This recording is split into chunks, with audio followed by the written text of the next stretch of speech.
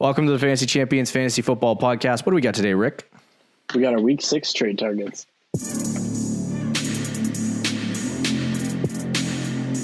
Welcome to the Fantasy Champions Fantasy Football Podcast. Here's your host, Morgan Colby and Rick Lemon. What's poppin', Fantasy Champs? My name is Morgan Colby. I got Rick Lemon with me as always. What's poppin', my dude? What's up, dude? Nothing much. Just chilling like a villain. Finally through all of this week's games. Don't know who won the last two. Don't know if anybody performed well or bad. But I know I am excited at this current time that we are recording to watch the Buffalo Bills and the Tennessee Titans play. Hopefully it turns out good. You guys are waking up on this fine Wednesday morning listening to this podcast going, A.J. Brown just scored 35 fantasy points. Or the game didn't even happen. Or the game didn't even happen. One of the two things. In this episode, we're going to bring you our Week 6 trade targets. One of our most popular episodes during the fantasy season. Believe it or not, I think we're only going to do this show until like Week 12. Yeah. Our trade targets episode. Then we're going to come up with something else to do. So there's like 7 of these left. What do we do on Wednesdays after Week 12? Me, dude. Yeah. So we got our trade targets. We're going to talk about an assortment of players. We decided to get a little hotter today. Yeah, well, you did. Yeah. You know what I was feeling for? I originally put all of the players in the wrong areas on the list, and Rick was like, "Dude, what the hell? What are you talking about, bro?" And I'm like, "What do you mean? What am I talking about?" And then I looked at the list, and I'm like, "Oh, I put all the players in the wrong place." I had guys I wanted on buy low on sell high, and I was like, "Sell high on CMC." Oh, that doesn't seem like a right idea. Before we jump into our trade targets, check out our website, thefantasychampions.com. Follow us on Twitter at the FFChamps, on Instagram at the Fantasy Champions. Like us at facebook.com/the Fantasy Champions. And then you can go over to Apple Podcasts, Spotify, Stitcher, or any other podcasting platforms and subscribe over there. Also leave a review and share that podcast with your friends. If you're watching on YouTube, subscribe. Remember, 1,000 by the end of the year. Click the bell for notifications, like, and comment down below your trade questions. Yeah. Yeah. So true. So I think you feel good right now. Like it's not going to happen. You're going to have your hair. I don't know. I really have no idea. I think it would totally be worth it though. Yeah. Oh, how fun that would be. We could have our whole episode. Just me shaving your head. Yep. That would be epic. So let's jump into Week 6. I just said epic like it was 2011. I think that deserved it though. That's true. So let's jump into our Week 6 trade targets. We're going to start with the sell highs, move into the buy lows. Should be an interesting episode. I did it again. I have a lot of buy lows. I didn't move one of these buy lows into that category. Oh, I'm an idiot. All right. You find another one for us, Rick. Well, we talk about the first one. Just type it in there in the one spot. So the first guy we'll talk about is Julio Jones as a sell high. I will say this now, a sell high on Julio Jones. And you might be like, what are you talking about, dude? What makes Julio Jones a sell high? That's a very intriguing question you ask. So Julio has obviously been dealing with several hamstring injuries as the course of the season has gone along. It's been lingering since the start of the season. He's re-aggravated it twice. So obviously with what running backs, wide receivers, whatever position you play in fantasy football, or in football in general, if you get a hamstring injury, it is hard to recover from that and not have a reoccurring injury. And obviously something's going on with Julio that's causing this injury to re-aggravate. Adam Hutchison might know more about that. Tweet at him and ask him about hamstring injuries because I don't know nothing about that. But I do know they linger. And so Julio Jones, to me, is one of these opportunities where if he keeps getting hurt, people are going to start noticing and they're going to not want to invest or buy in to Julio Jones, if that makes sense. So at this point right now, I think you can leverage the fact that he's coming back soon, and kind of throw him out into trade conversations and sell him for, a high-end running back or something that is of more value. The other note that I want to make is that the Falcons just fired Dan Quinn. And obviously, to me personally, I don't think this changed the offense too much because Dirk Cutter was already running the offense, so nothing really has changed at this point for the passing attack for Atlanta. They're still going to throw it a lot. They're still going to get all their guys involved. So I don't think that, for Calvin Ridley or Julio Jones, this is bad news. But I think that it's more interesting. And I was telling you about before the show, Rick, about this, that it's not necessarily that I think Julio is going to be bad and that's why I want to sell him. It's because I think he's probably going to re-injure his hamstring or have issues with injuries as the season goes along. It's just the expectation for him is going to be too high for the owner. Exactly. So try to sell him at Julio Jones value. Probably can get an RB1 low end. If you play your cards right, to a team who doesn't have any wide receivers, who desperately needs a wide receiver. If you're playing fantasy right, that would be the course of action for you. Right. I definitely would do that. Like Julio, I think is still going to be good. Like you said, he's Julio Jones. When he's healthy, he will ball out. The problem is just health this year. I think age is a factor as well. Right. He's getting really old for a wide receiver. Still a very good player, though, again. Don't get me wrong, but you're right. That injury concern is legit. And like you said, if you can get a low-end RB1 for him right now and just trade him to a team and be like, look, it's Julio Jones. He's only been bad this year because of injuries, which is true. And kind of sell him to a team that might need a wide receiver, might be pretty good at the running back spot already. And see if you can swing a deal like that. All right, Rick, I'm going to let you tell them what this other guy is you just added that you didn't tell me about. Did you find one? Ronald Jones. Oh, as a sell high. Yes. Okay, I'm interested. Talk. I got to fix my display, so why don't you just ramble? So Ronald Jones the last few weeks has been pretty good. If you drafted him and then you heard the Leonard Fournette news, you're probably disappointed, but he's had a good season overall all the year. In half PPR, he's had 9, 9, 8, 15, and 14 fantasy points. Last 2 weeks, though, especially with the 15 and 14 fantasy points, he has been very good. He's shown flashes of being great with that offense. But one thing that needs to be considered with Ronald Jones is Leonard Fournette has not played. Lesean McCoy has been injured. And they are starting to now use Keyshawn Vaughn in the passing game. Although I'm not sure if Keyshawn Vaughn is injured. I know he got injured in the game. I don't know if it's like lingering or whatever, or how severe the injury is. But either way, in those first 2 weeks of the season, he was kind of splitting, or not even splitting. He was getting a little bit more. But actually, it was a little bit less. The first 2 weeks of the season, his snap percentage was 47 and 34%. Which is very low, very gross. But with Fournette out, his snap percentage on Thursday Night Football was 70%, and the week before that was 64%. So once Fournette comes in and is healthy again, once McCoy comes back, they're still going to use him because I don't know why, but they like using Lesean McCoy.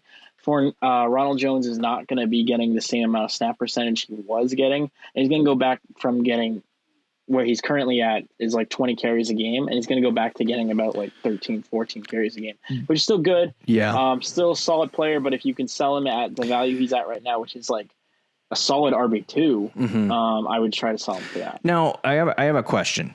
Sure. Put Ronald Jones on this list because you didn't. Oh, my bad. But I have a question. So did you reference anything about Leonard Fournette? I did. That was mostly what I was talking about. Sorry, actually, I missed you say the name Leonard Fournette. I heard Keyshawn Vaughn though. I apologize. Yes. Like I said, I was fixing my display. It turned off. No, you're good. So yeah, I mean, what has been going on with Leonard Fournette? So he's been battling some injuries, but I think he was technically active, but he did not play snap. He played 1% of the snaps is what Sleeper right. said. And that you know what that play was? Nope. It was a kneel down at the end of the Oh yeah, that's right. I remember that. He came in for the kneel down. And against the Chargers, he did not play at all. He had 0% snap percentage. So the last 2 weeks when he has not played, Ronald Jones has gotten 15 points a week. Now, you don't think that – I'm just going to play devil's advocate because I actually like Ronald Jones. So it's not actually devil's advocate. It's just advocate. So, like, you don't think this is Ronald Jones taking over the backfield?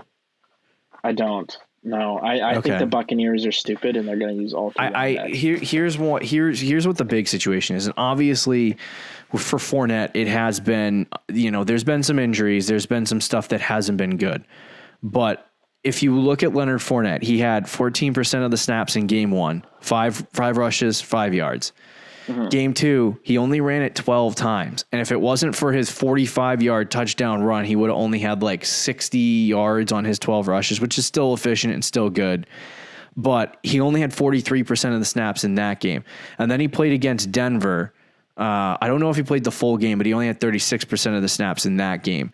And he had 7 rushes for 15 yards. Rojo took over.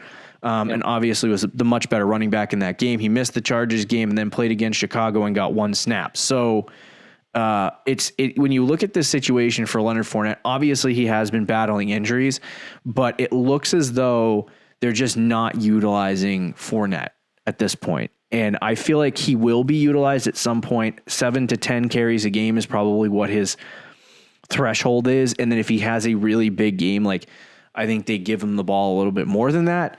But in terms of what you're looking at for Ronald Jones, for me personally, I think Rojo is starting to take over, or Wojo. Is that how you actually say that? I don't know. But I think he's actually starting to take over the backfield a little bit. Yeah. And he's been, like, when you look at his numbers, it has been absolutely, like, significant improvements. I think it's because their offense has been better with Brady in it, but what I would more say, efficient. With Ronald Jones, though, in that game that you mentioned, you said like if Fournette didn't have that big run, in that same game, Ronald Jones had only a 34% snap percentage, so it was less than Leonard Fournette. He had 7 carries for 23 yards, averaging 3 yards a carry.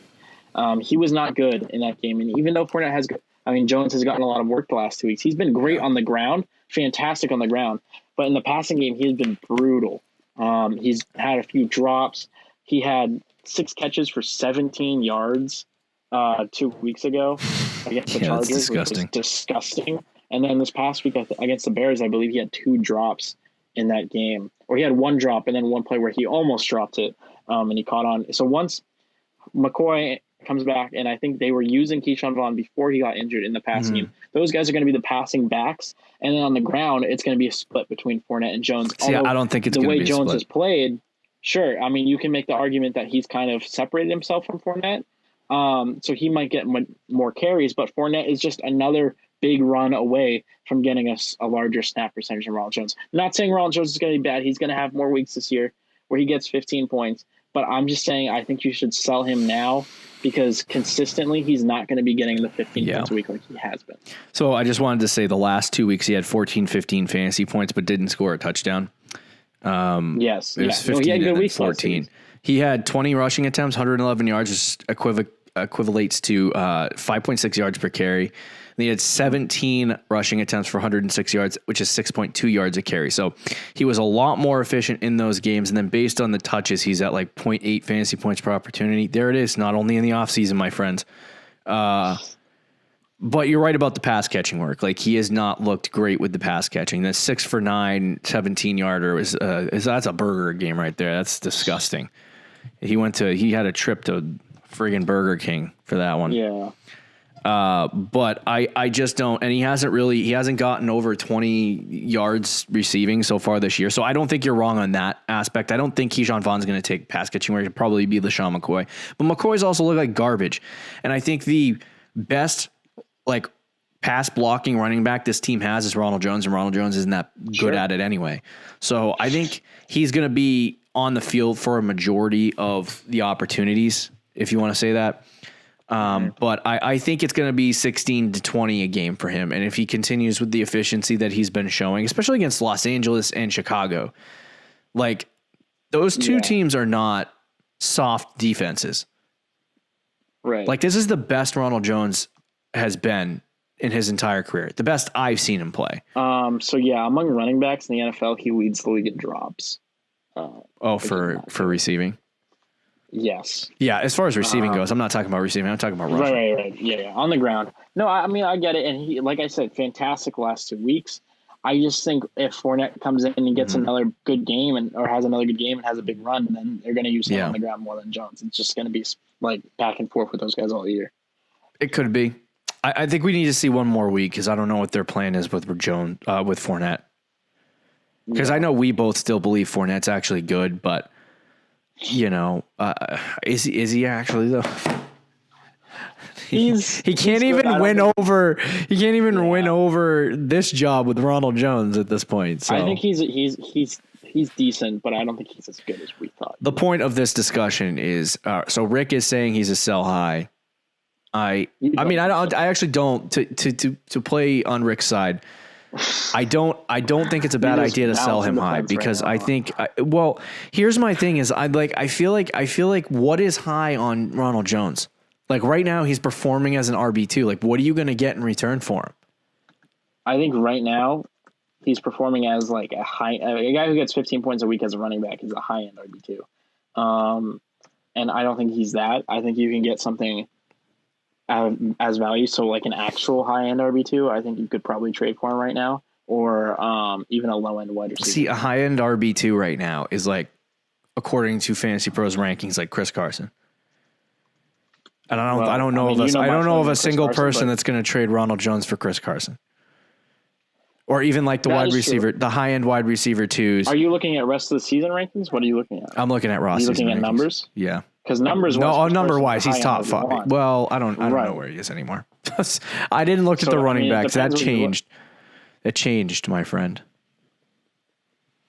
But this conversation on Rojo is going way too long. I just wanted to pull up the running backs, the rankings now because Chris Carson has moved. He's still top 5. Okay, that's good. Well, if you're just looking at season rankings, like I'm just going to go through the high end RB2s. Ronald Jones for Clyde. Yes. No, not on the Jones end. I'm talking about if you have Clyde.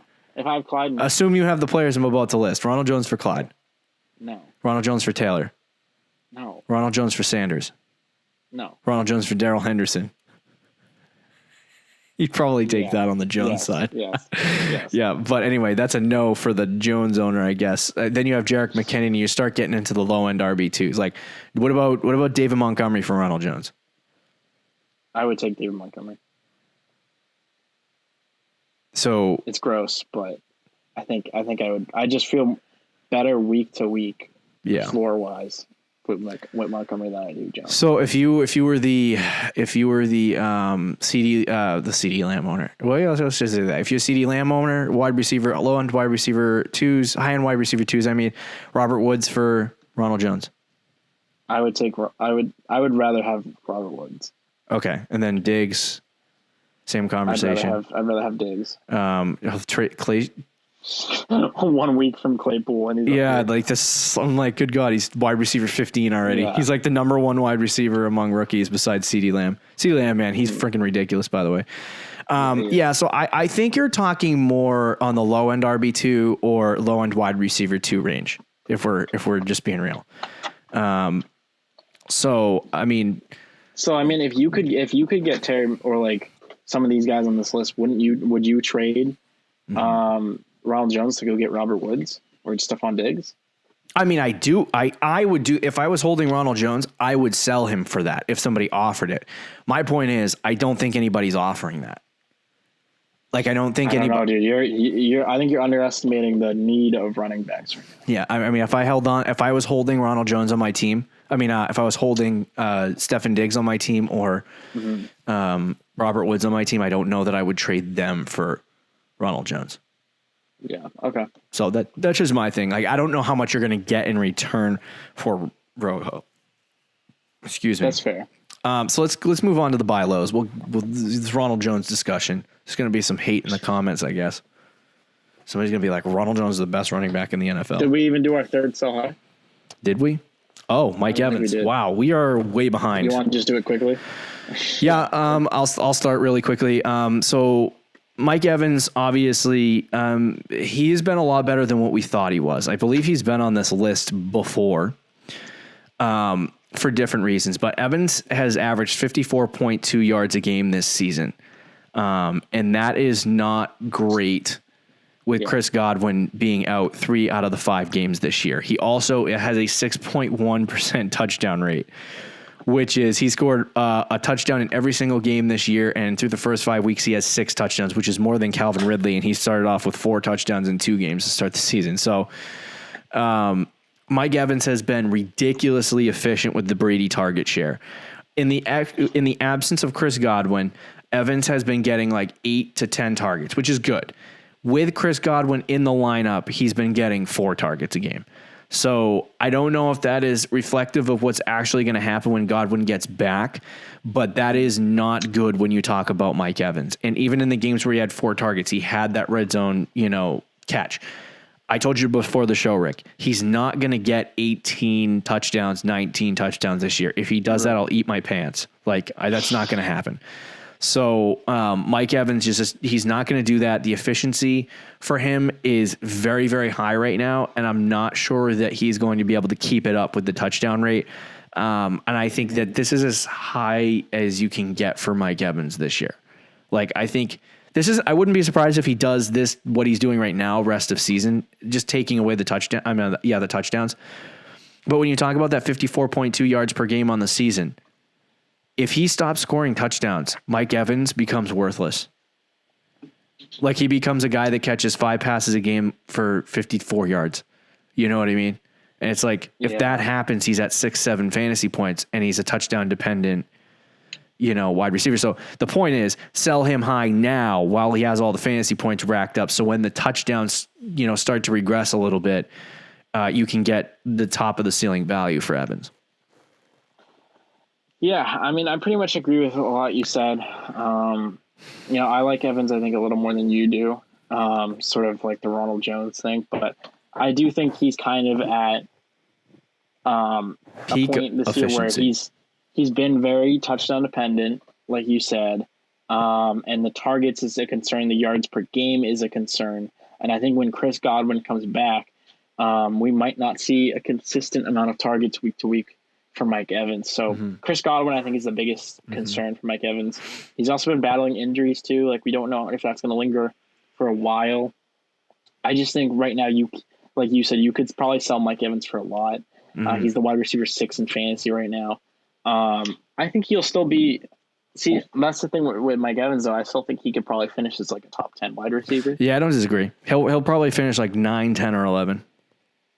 Yeah. So I said, this has nothing to do. The same thing with Julio Jones. This has nothing to do with the fact that I think he's going to be bad. It's just right now he can't continue the efficiency he's been at. Now that's very true. My points earlier just go to the point that he needs to start being more efficient in other areas besides touchdowns in order to start producing better. But if the touchdowns just stop for him, Evans is not going to be that great. Right. So anyway, let's move on to the buy lows and talk about him real fast. CMC, obvious report came out today that he could come back this week. More than likely, he's going to come back next week unless there's a setback. So Christian McCaffrey, I would definitely put on the buy low list right now. I feel like obviously we know what Christian McCaffrey is. I've talked about, you said he's still the number 1 guy when he comes back. I talked about him being 4 to 6.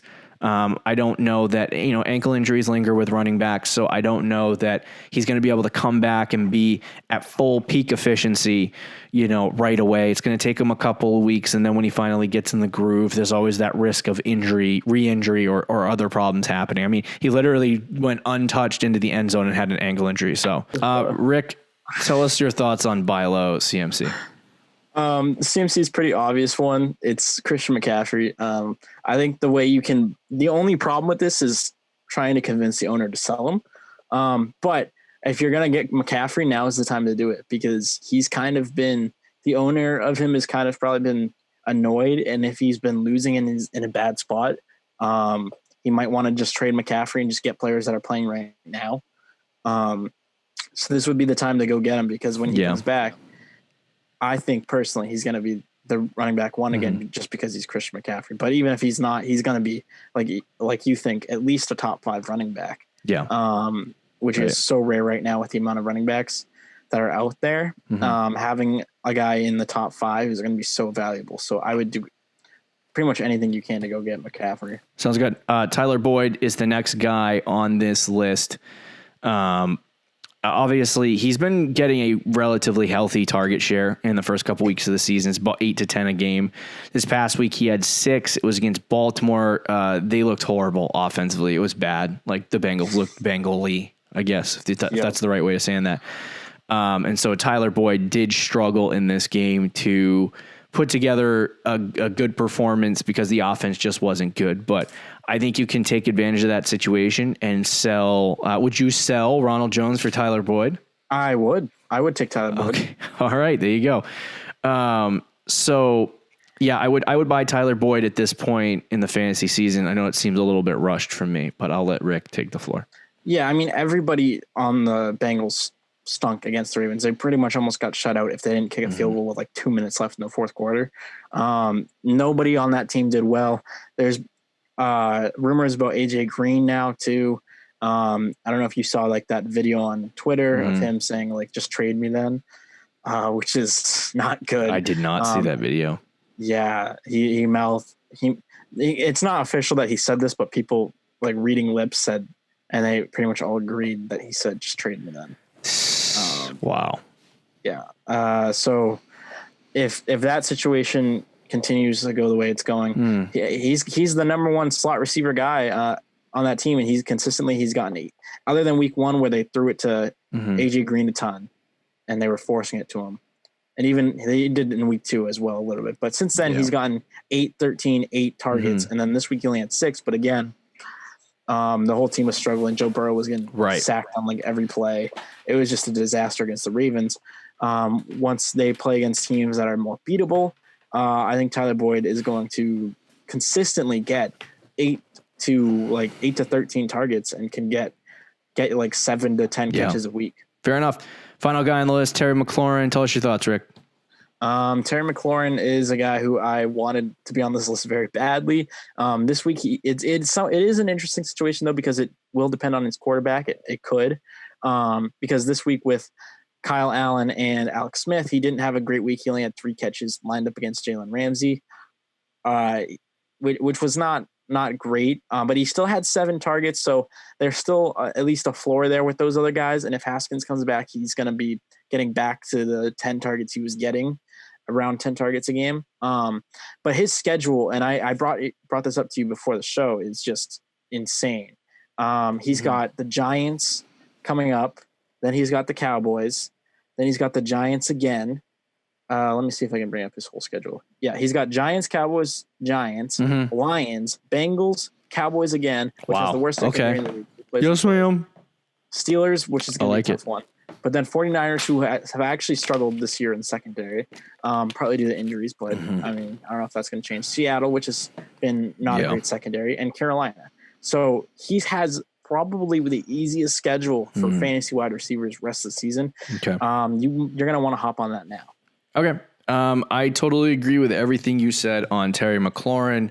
I don't think there's much more to add. Yeah, go get him. That'll do it for the Fantasy Champions Fantasy Football Podcast. Hopefully you enjoyed this episode. We had a little technical difficulties in the middle, so if Rick is automatically wearing a headset, that's why. Don't forget to check out our website, thefantasychampions.com. Follow us on Twitter and Instagram. We'll talk to you tomorrow, Fantasy Champs. Later. Thank you for listening to the Fantasy Champions Podcast. Make sure you subscribe on iTunes and YouTube, and follow us on Twitter @TheFFChamps.